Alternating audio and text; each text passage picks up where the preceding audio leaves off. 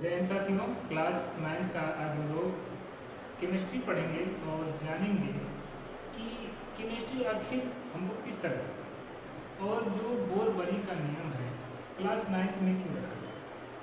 तो बोर-बरी जो साइंटिस्ट थे इन्होंने बहुत अच्छा एक सूत्र दिया था जो केमिस्ट्री को सोल्व करने के लिए बहुत सिंपल कर देता है। क्या कर देता है? बहुत सरल कर देता है। यानी कि इन्होंने एक सूत्र दिया था, क्या दिया था? 2n square. 2n square. यहाँ पर जो n है, पहले हम इनके सूत्र के बारे में चर्चा करते हैं, फिर उसके बाद हम लोग जब केमिस्ट्री पढ़ेंगे, जब पीरियोडिक टेबल पढ़ेंगे, तब हम लोग को एक अलग मूवमेंट मिलेगा, तब हम लोग को ज़्यादा समझ में आएगा। ठीक है, देखिए यहाँ पर लिखा गया है 2n स्क्वायर। ठीक, क्या लिखा गया है? 2n square. यहाँ पर n का जो कार्य है, पहले हम n के बारे में चर्चा करेंगे, इसके बारे में n के बारे में चर्चा करेंगे। यानी कि यहाँ पर लिख दिया गया है क्या? n square. क्या लिखा गया है? n square. तो n का मतलब यहाँ पर क्या है? n का यहाँ पर अर्थ है जो पीरियोडिक टेबल में, यानी कि 1 2 3 4 5 6 7 जो आवर्त होते हैं उन्हीं को यहाँ पर संख्या के रूप में रखना है। n का यहाँ पर अर्थ है संख्या से। क्या है? संख्या। क्या बताएंगे? संख्या। वे संख्या जो पीरियोडिक टेबल में आवर्त के रूप में रखी गई है। इस रूप में आवर्त के रूप में रखी गई है, यानी वो संख्या कौन सी है आवर्त में?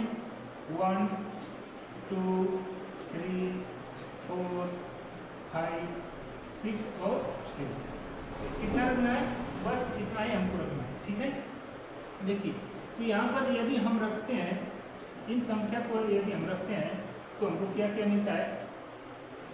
अगर हम 2, इसमें पहले से क्या दिया है? 2n स्क्वायर, ये सूत्र दिए थे। लेकिन n जो यहाँ पर है, हम देख रहे हैं कि एक वर्ग है। क्या है? n का यहाँ पर क्या किया गया है? देखेंगे तो n का क्या है? वर्ग। तो वर्ग आप लोग पढ़े ही है, किसी भी दी गई संख्या में उसी संख्या का 2 बार गुणा करने पर जो संख्या प्राप्त होती है उसको क्या बोलते हैं? वर्ग करते हैं। ठीक है ना, स्क्वायर करते हैं। क्या करते हैं? स्क्वायर। जैसे कि मान लीजिए एक आपको उदाहरण के रूप में बता देते हैं, क्या हो जाएगा? जैसे मान लीजिए अगर हम क्या रख दिए? 2 रख दिए। क्या रख दिए? 2 रख दिए। कितना रखे? 2। तो उस संख्या को क्या करना है? 2 बार आपस में गुणा करना है। क्या कर लेना है? 2 बार। कितना हो जाएगा? 2 गुणे 2 बराबर कितना आ गया? 4। तो अब हम देख रहे हैं कि संख्या हमने कितना रखा? 2। तो अब बताएं कितना? तो 2 हमारा पहले से है और n का मतलब क्या रखे थे हम? 2 रखे थे। तो इसका वर्ग कर लेंगे तो कितना आ जाएगा? 2 गुणे 4। कितना आ जाएगा? 2 गुणे 4। कितना हो जाएगा? यहाँ पर 8 हो जाएगा। ठीक इसी प्रकार 1 से लेकर हम 7 तक रखेंगे। कहाँ तक रखेंगे? 1 से लेकर 7 तक रखेंगे। ठीक, तो चलिए जानते हैं बोर-बरी का सूत्र जो है उनके बारे में, एक एक नियम को समझते हैं। ठीक है, देखिए यहाँ पर देखिए हमने संख्या बताया था। क्या यहाँ पर संख्या कितना रखना है? 1 से लेकर 7 तक ही रखना है, उससे अधिक नहीं, उससे अधिक नहीं। यानी कि कितना है? आवर्त संख्या कितनी होती है? जो आवर्त संख्या होती है, आवर्त क्या होती है? आवर्त संख्या होती है। संख्या आपका होता है 7। कितना होता है? n बराबर क्या बताएंगे? n बराबर कितना होता है? 7 होता है। 1 से लेकर 7 तक। 1 2 3 4 5 6 और 7। इसी संख्या को n जो इन्होंने दिया था 2n स्क्वायर, यहीं पर इसको रखना है। क्या है? यहाँ पर इसको फिट करना है। तो यहाँ से हमको मिलेगा कोषों की संख्या। क्या मिलेगा? कोषों की संख्या। देखिए आवर्त संख्या को ही हम बोलते हैं कोष की संख्या। क्या बोलते हैं? कोष। क्या मिलेगा? यहीं से कोष मिलेगा और आपको केमिस्ट्री पढ़ने में यहीं से आपका स्टार्ट होगा और केमिस्ट्री यहीं से आपका स्टार्ट है और आपको समझ में आएगा। यदि आपको यहाँ से नहीं पढ़े, नहीं जानते तो समझ लीजिए आपको केमिस्ट्री का ही नहीं है। यहाँ तक कि आपको कोई रिएक्शन समझ में नहीं आता। समझ आ रहा है? ठीक है, चलिए उम्मीद करते हैं आप लोगों को समझ आ रहा है। ठीक है, ठीक। चलिए तो यहाँ पर देखिए क्या है कोस की संख्या, कोसों की संख्या कितनी है यहाँ पर? तो 1 2 3 4 5 6 7। और इसी संख्या को जब हम इसमें बोरबरी के नियम में रखते हैं तो हमारा क्या मिलता है? पहला कोस। क्या मिलता है? पहला कोस। क्या हो जाएगा? ये कोस में इसका नाम क्या हो जाएगा? जरा पहले इसके और थोड़ा सा विस्तार से जान लेते हैं। कोस के रूप में अगर हम जानेंगे तो पहले का नाम क्या है? ए कोस। दूसरे का नाम क्या है? L cos. तीसरे का नाम क्या है? एम कोस। क्या नाम है? तीसरे का नाम है एम कोस। चौथे का नाम है एन कोस। क्या है? चौथा नंबर क्या है? एम कोस। जो आवर्त संख्या को ही बता रहा है, यहाँ पर क्या बता रहा है?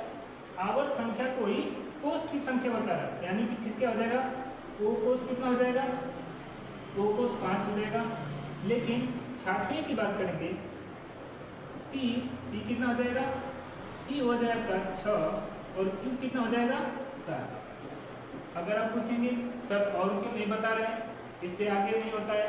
नहीं, इससे आगे नहीं होता है, क्योंकि आवर्त सारणी में टोटल कितना होता है? आवर्त संख्या 1 से लेकर 7 तक होती है। ठीक है, तो अब देखिए, यदि हम 1 रखेंगे या 1 रखेंगे तो क्या प्राप्त होगा? हमको के कोस प्राप्त होगा। क्या प्राप्त हो जाएगा?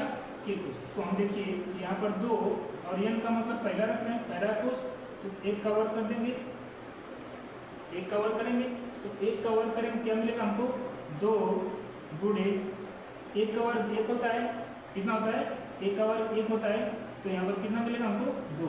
यानी कि के कोस में, यानी की कोस में कितना मिला हमको? 2 मिला। कितना मिला? 2।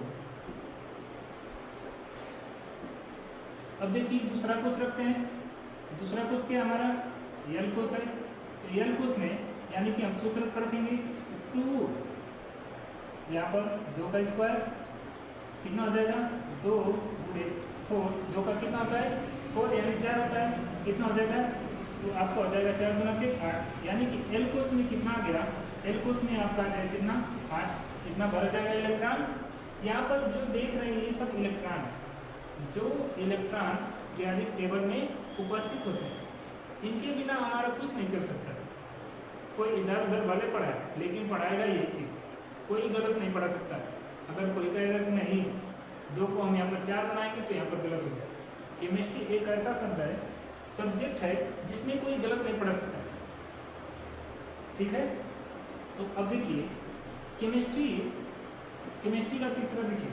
लेकिन अगर यहाँ पर हम बात करें, अगर हम यम की बात करें, यम कोस की बात करें, यम कोस की बात करें, यानी कि सूत्र पर रखेंगे, क्या रखेंगे?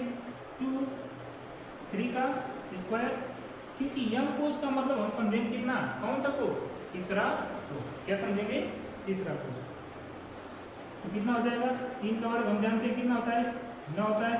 कितना होता है? 9। तो कितना आंसर आएगा इसका? 9 गुना के 18। यानी कि यम कोस में कितना संख्या रखी जाएगी? 18। कितना रखी जाएगी? 18 रखी जाएगी। ठीक है, क्योंकि आप यहाँ पर देख लीजिए, क्योंकि यम कोस में कितना रखा गया है? यम कोस में आपका रखा गया है 3। अब इसके बाद कौन सा संख्या आएगी? चौथी आएगी। तो चौथा क्या हो जाएगा? देखिएगा n नंबर, तो n बराबर हम लोग करेंगे, क्या हो जाएगा? 2 और कोष्टक में कितना? 4 का कितना? स्क्वायर। तो हम जानते हैं क्या होता है, तो 2 और इसका कितना हो जाएगा? गुणे 16। तो कितना हो जाएगा? 16 गुना के 32। यानी n कोस में कितना हो गया? n कोस में कितना संख्या होगा? 32। अब इसके बाद अगला निकालेंगे,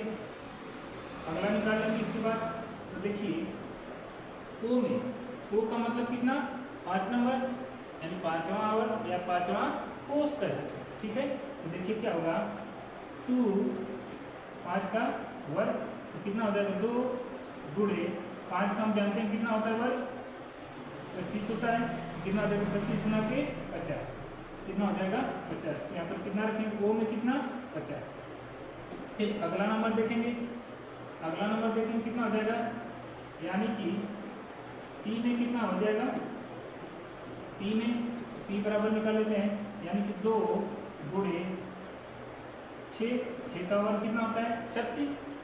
6 का वर्ग कितना होता है? 36।